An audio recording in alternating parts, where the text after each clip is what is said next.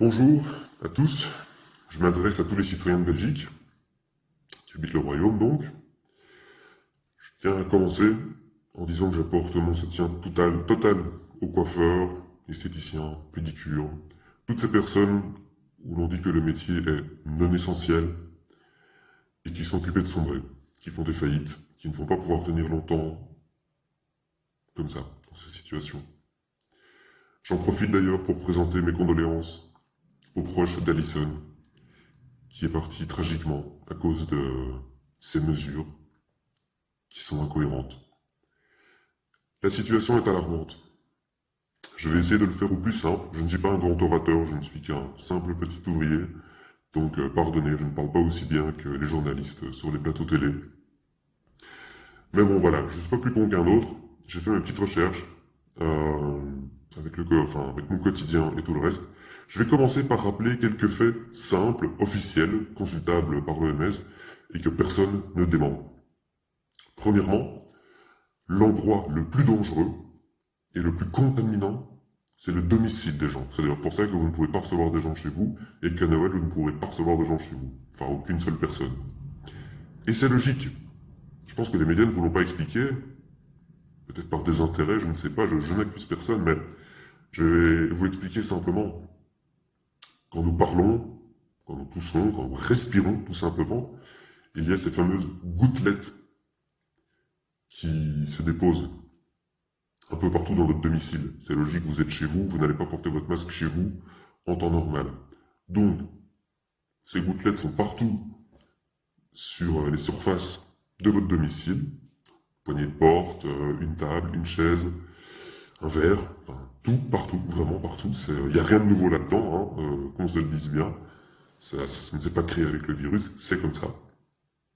C'est un fait, il ne faut pas être un génie pour comprendre ça. L'OMS et tout le corps médical nous l'indique aussi, c'est que le virus reste actif plusieurs heures sur les surfaces. C'est-à-dire que, voilà, donc comme on vient de le dire, vous toussez, vous parlez, il y a des gouttelettes partout chez vous, et si en plus vous êtes contaminé, ben, le virus qui sont dans vos gouttelettes euh, contamine vraiment votre domicile. C'est l'endroit le plus dangereux, je veux dire, c'est comme ça, c'est un fait, personne ne conteste ça. Alors peut-être certains qui ne croient pas au Covid, mais le sujet n'est pas là.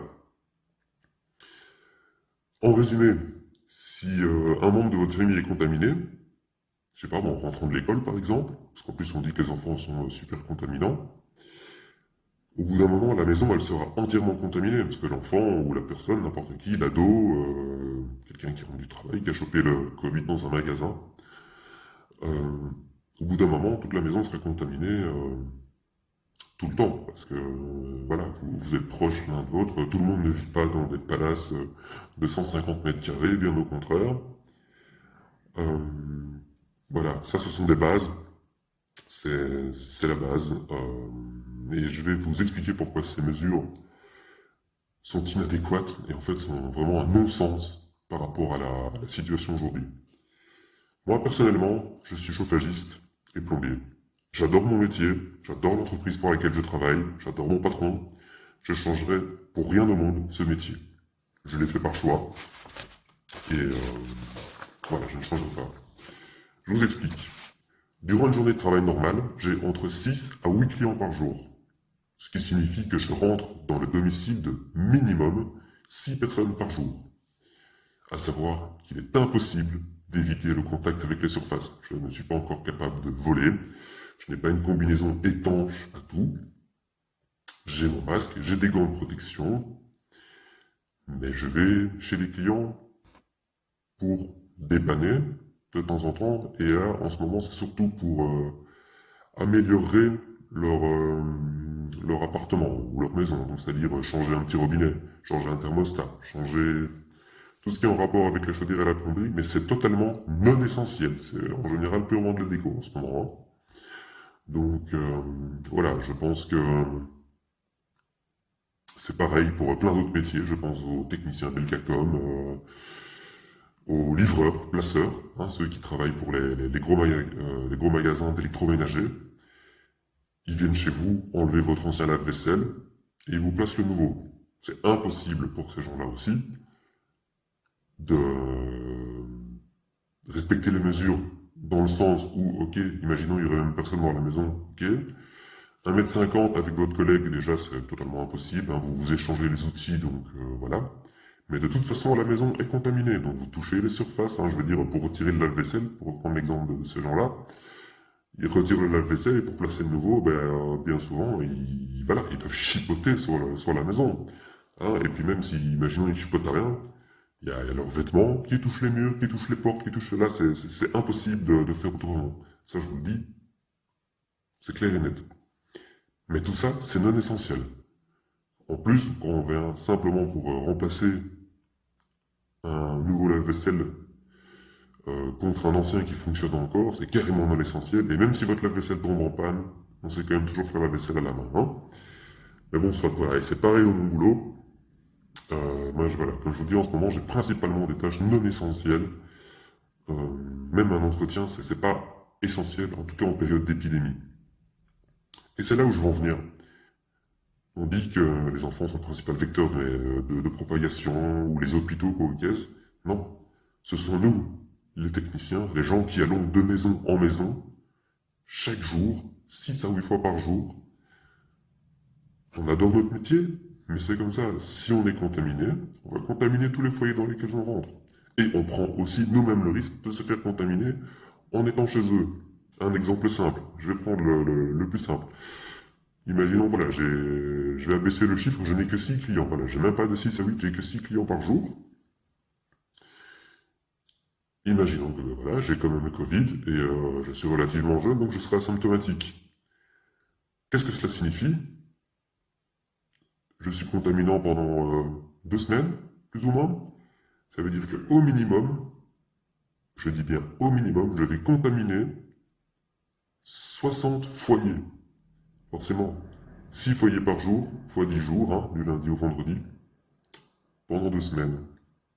Ça me fait penser, d'ailleurs, que j'ai un collègue qui a été testé récemment positif au Covid. Donc là, oui, quand même, il est chez lui. Il passe sa quarantaine ou sa septaine, hein, parce que je ne sais plus combien de temps on reste chez soi. Normalement, le tracing, du coup, devrait prévenir les 60 foyers précédents. Chez qui il a été, c'est pas le cas.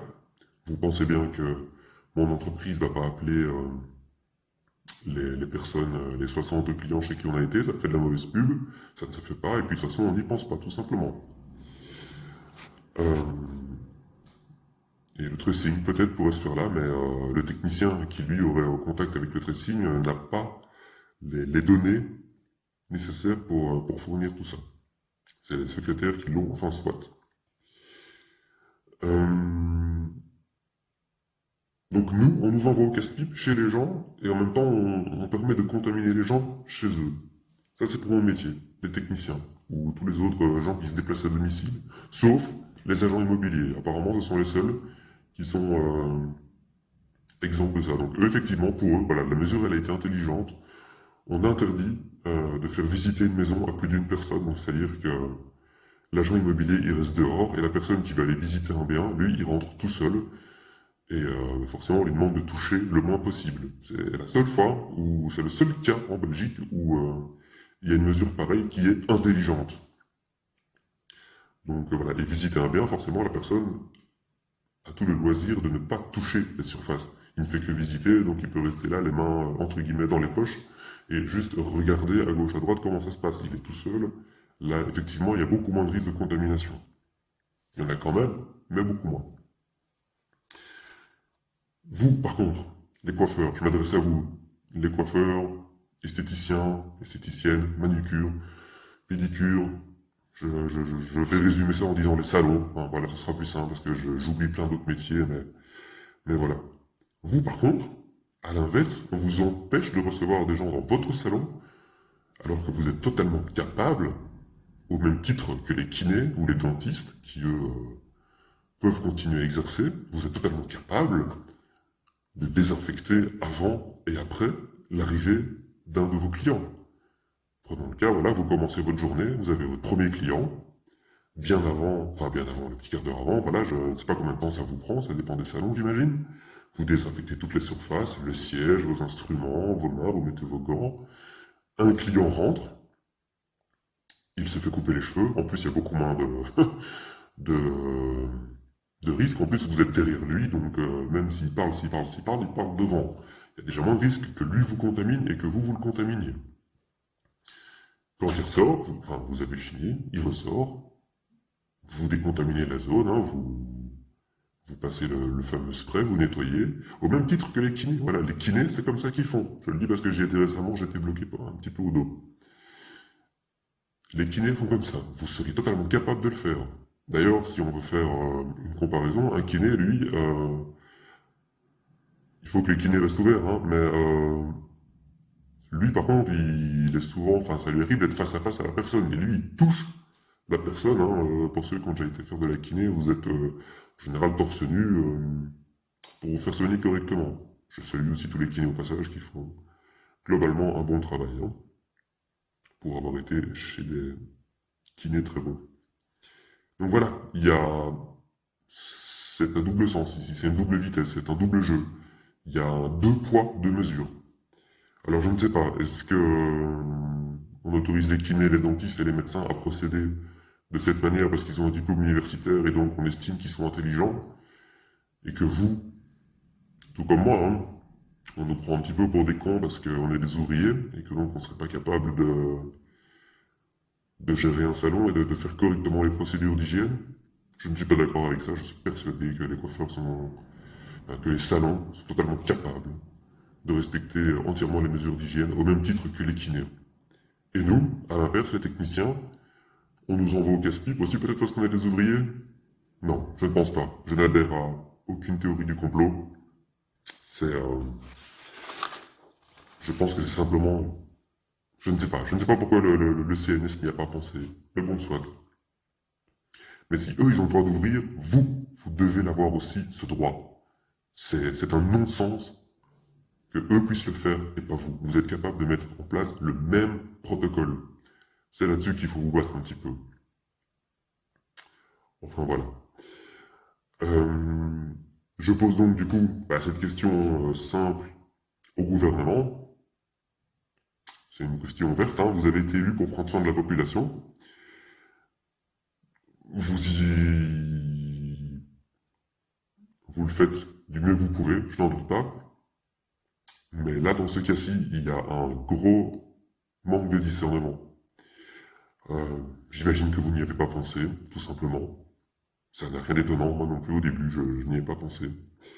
Je tiens tout simplement à rappeler les paroles de Marius Gilbert face à la puéricultrice. Vous ne réalisez pas ce qui se passe sur le terrain. Vous êtes dans vos bureaux, c'est normal, chacun son métier. Je ne supporterai pas d'être dans un bureau.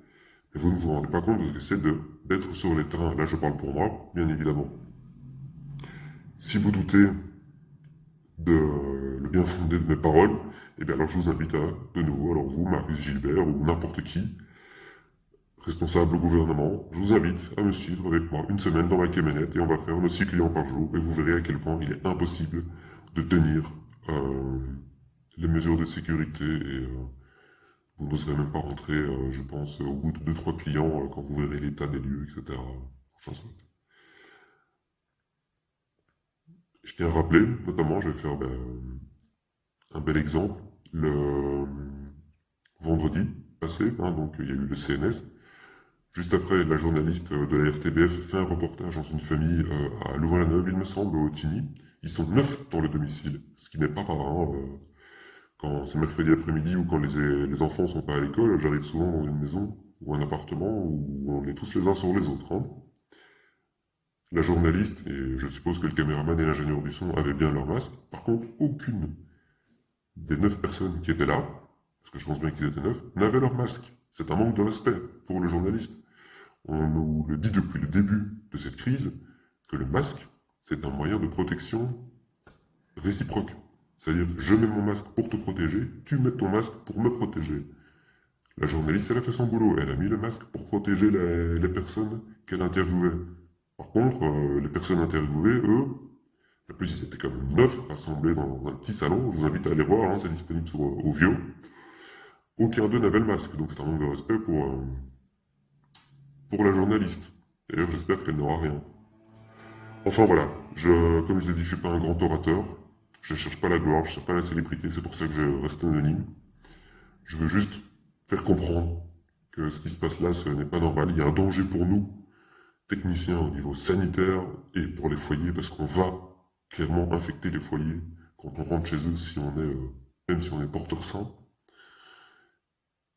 Et en parallèle, à l'inverse, vous par contre, tous les gens qui travaillent dans les salons, on vous empêche de travailler alors que vous êtes totalement capable de, de recevoir vos clients et de reprendre votre activité, pas de façon normale, mais de façon responsable. Vous en êtes entièrement capable. Enfin voilà.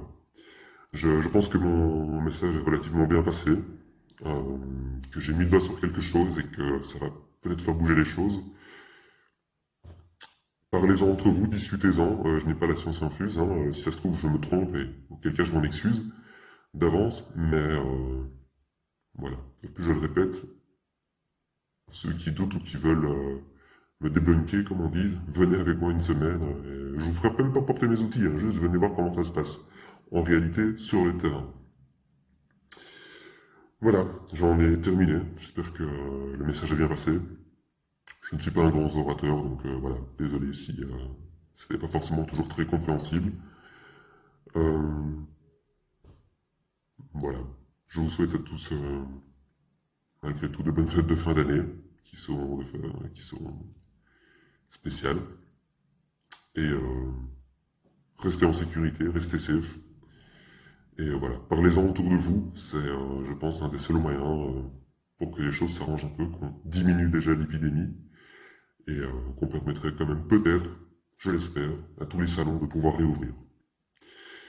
Merci, bonne soirée, au revoir.